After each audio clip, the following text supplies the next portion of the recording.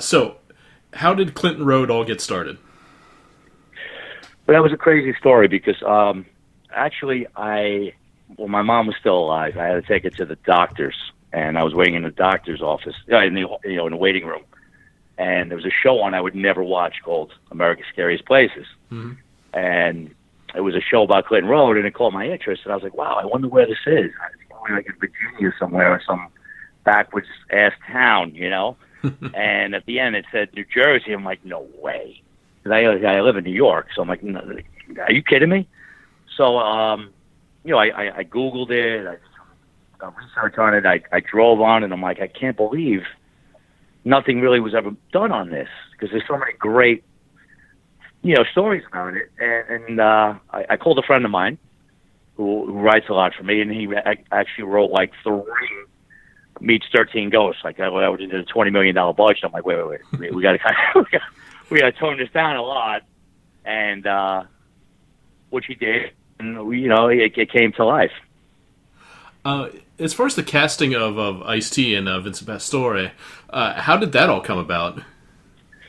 Yeah, again, what I wanted to do, most horror films don't have.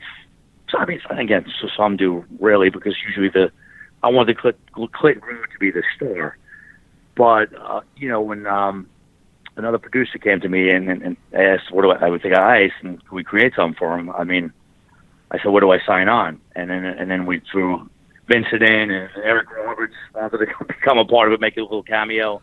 So it was a little flavor of horror film that you don't usually have. That we had kind of in the whole beginning scene. And who knows? Maybe you might hear first. Maybe Ice will go back and try to find Michael in the second one. So we'll see. Clinton Road 2. But Ice was phenomenal, and again, he really took a role that it was small, and he made it his own, and it became an iconic part of the film. I doubt it would be hard to direct Ice-T because he always seems like he's very direct and to the point. He's just gonna go in there and give you what you want and hammer it out of the Let park. me tell you something about Ice. Ice is not only a consummate professional. He has a busy schedule at SVU, plus, doing all the other stuff he does. I would say you probably didn't know 80% walking in that morning, and he went over everything, and when it was time to say action, phenomenal. Blew me away. I mean, you would have thought he had that script for days and weeks, and, he just really took it, made it his own, and, again, if someone says, what are the first 2 words that would come to mind when you think Ice-T, I would say consummate professional. As far as the other cast members, we just got off the phone with Erin O'Brien, and she said it was a dream working with you. How did you go about casting the rest of everybody? Did you have certain actors in mind, or was it just an open casting call? Sure. I mean, I had certain criteria in mind, obviously, for each character on the breakdown of the characters. I wanted it to be more up-and-coming acers that I was familiar with their work. Again, because the original idea was, Clinton Road is a star. And, when you have I'm not saying I would have gotten her, but I'm saying if you have Angelina Jolie running around the woods, it kind of takes away the scareability. So when you're not familiar with the actors, it kind of keeps you in it. Because you have that sensation when you're lost in a moment that this could be real. Mm-hmm. So, I was familiar with Erin's work. We had a mutual friend. Ace Young was from American Idol. I've seen him in some major plays. I know he had the chops. Cody Calafiore was from Big Brother. Katie Morrison, who's really phenomenally, who really knocks it out of the park, and Lauren Vera as a team. They brought a great dynamic, and then you bring in Jimmy DeBello from The Cabin and Detroit Rock City. It really rounded out the cast, and they really had all unique characters, and they all brought something to the table, even stuff I didn't expect. So yeah, I mean, I was super happy with the cast. Can you tell me a little bit about your directing style? How do you get what you want out of your actors? Sure. Well, again, the Clinton Road is always trickier. Like, I'm usually used to doing like psychological thrillers, dramas.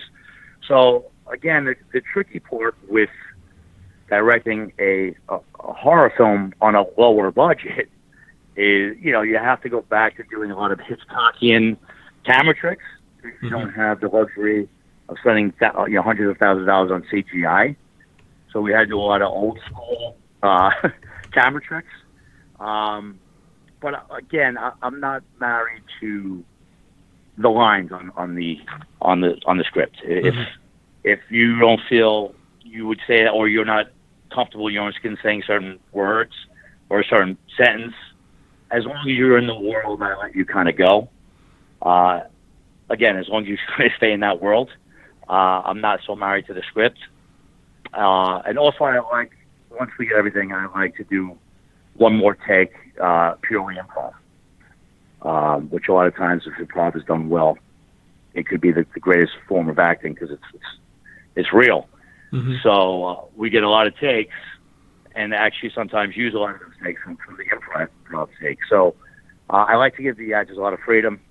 I like to have them not worry so much about every single word on the page, and I like to make them make it their own. So I think I run a pretty cool, relaxed set.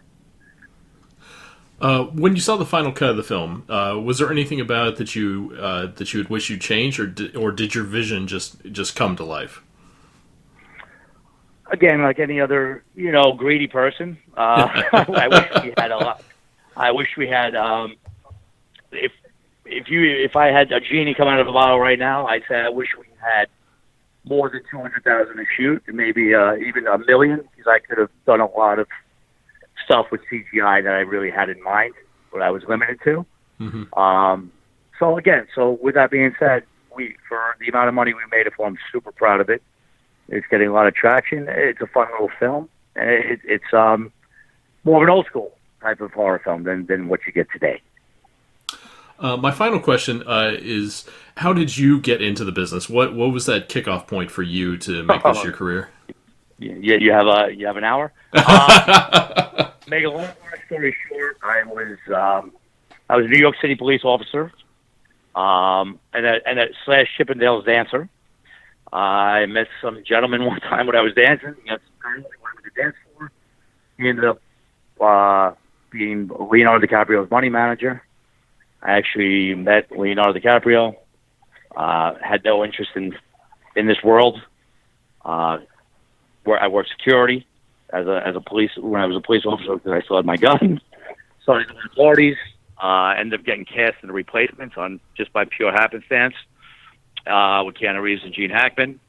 Started acting on a regular basis, and the rest is history.